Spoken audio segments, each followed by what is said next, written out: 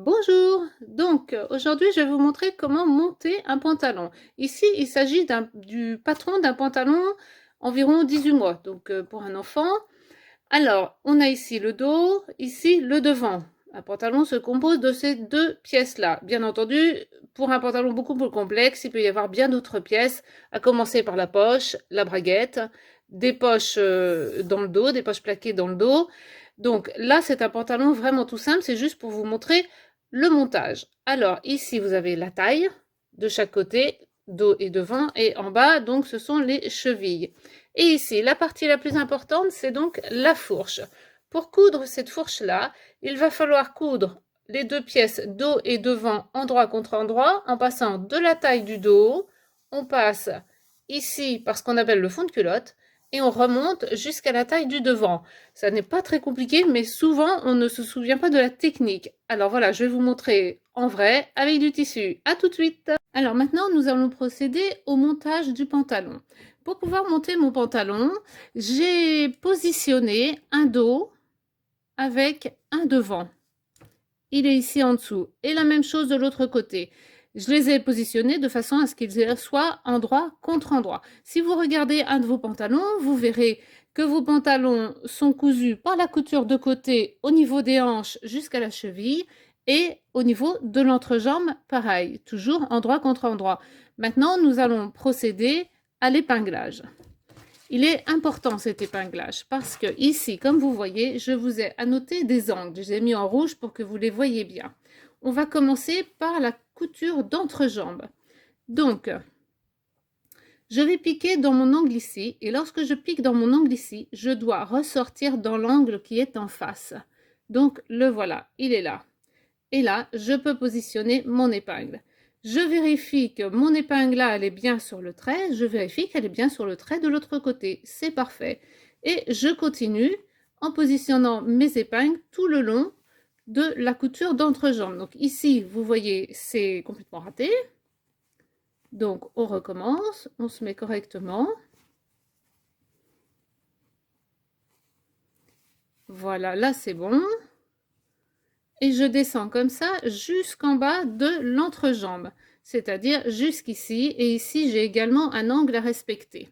Donc là, j'ai fait la couture d'entrejambe. Des deux côtés, mes épingles sont bien sur les traits. Maintenant, je vais faire la couture de côté au niveau des hanches. J'ai également un angle ici. Je pique et je ressors dans l'angle qui est en face. Ne cherchez surtout pas à bien positionner vos tissus à plat. Vous allez voir qu'ici, il y a une forme d'embut, je vais vous expliquer après. L'important, c'est de bien mettre vos angles les uns en face des autres, c'est-à-dire l'angle du devant doit matcher avec l'angle du dos. Et les coutures également. La couture du devant doit matcher avec la couture du dos. Enfin, ce sont les traits, plus exactement. Maintenant que j'ai positionné mes épingles partout, la deuxième jambe, je l'avais déjà préparée pour gagner un peu de temps, vous vous apercevez, ce que je vous ai dit tout à l'heure, c'est que là, il y a une forme d'embut dans le dos. On a l'impression que c'est trop large. On a envie de pousser ce tissu par là, il y a trop de tissu.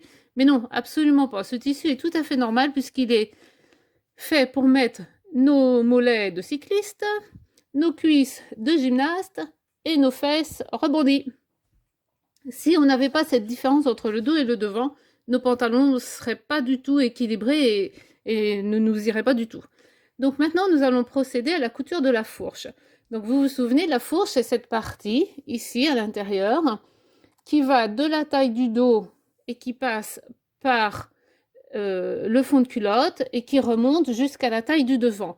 Si j'avais eu une braguette, je l'aurais mise sur le devant ici. Pour pouvoir coudre la fourche, je mets mon pantalon sur l'endroit. Là, je vais vous montrer une technique, mais il en existe plusieurs.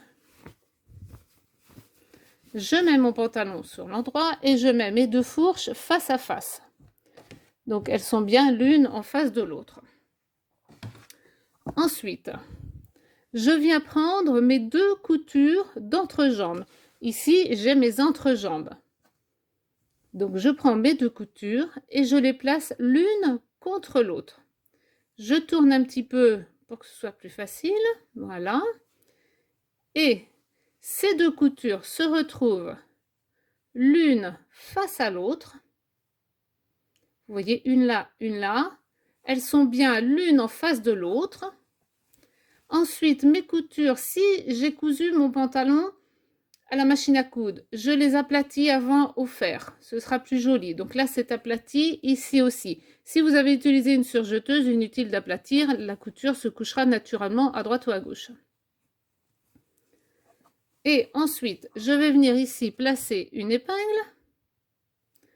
toujours sur mon trait de couture. Et de l'autre côté, mon épingle doit aussi se trouver sur le trait de couture, et là, c'est le cas. Ensuite, je vais continuer à monter ma fourche, c'est-à-dire toute cette partie-là qui doit être le dos. Et je procède exactement comme tout à l'heure. Je pique dans mon trait et je dois être dans mon trait en face. Donc là, c'est pas tout à fait juste. Je recommence un petit peu, voilà. Je continue comme ça et je monte jusqu'à la taille. Ici, j'ai à nouveau un angle. Je pique dans l'angle et je dois ressortir dans l'angle qui est en face. C'est voilà. Donc, je vous montre mon angle ici, l'épingle est piquée dans l'angle et de l'autre côté également. Alors, par contre, c'est pas tout à fait droit, je vais recommencer. Après, mes traits sont très grossiers volontairement pour que vous puissiez voir, donc c'est pas forcément, ils seront pas forcément justes. Ensuite, je fais ici. Donc là, j'ai épinglé ma fourche dos sur le trait de couture et là, je suis bien sur mon trait de couture, c'est parfait. Maintenant, je reprends mon milieu et je viens épingler ma fourche du devant. Donc j'attrape mes deux devants, mes deux fonds de culotte du devant et je viens faire exactement la même chose. Donc pareil, je pique de façon à être toujours sur les traits de couture.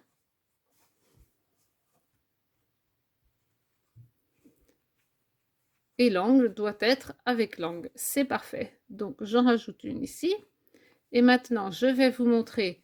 Donc là, je suis sur les traits et là également. Je vous montre ce que ça donne. Et voilà, le pantalon est terminé. Enfin, presque. Hein. Donc là, j'ai le devant. Et si j'attrape le fond ici, c'est-à-dire la couture, là, c'est pas très pratique parce que ce sont des épingles. J'attrape le fond et j'essaye de bien les mettre. Vous allez vous apercevoir que le dos, hop là c'est bien mis, le dos est plus haut que le devant. Ici c'est le dos, il est plus haut que le devant, c'est normal.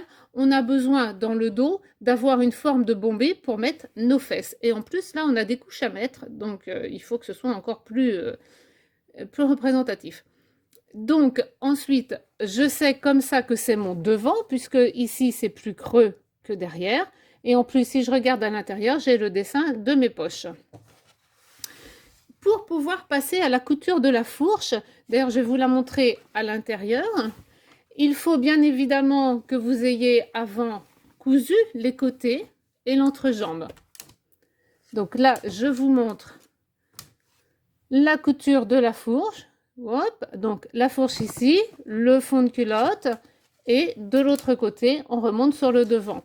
Pour pouvoir faire cette couture de fourche, je vous disais, il a fallu au préalable que les côtés et l'entrejambe soient cousus à la machine définitivement.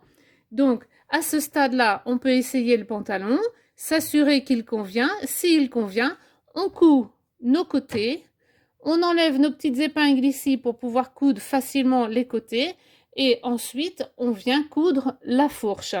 Puis à très vite, bisous!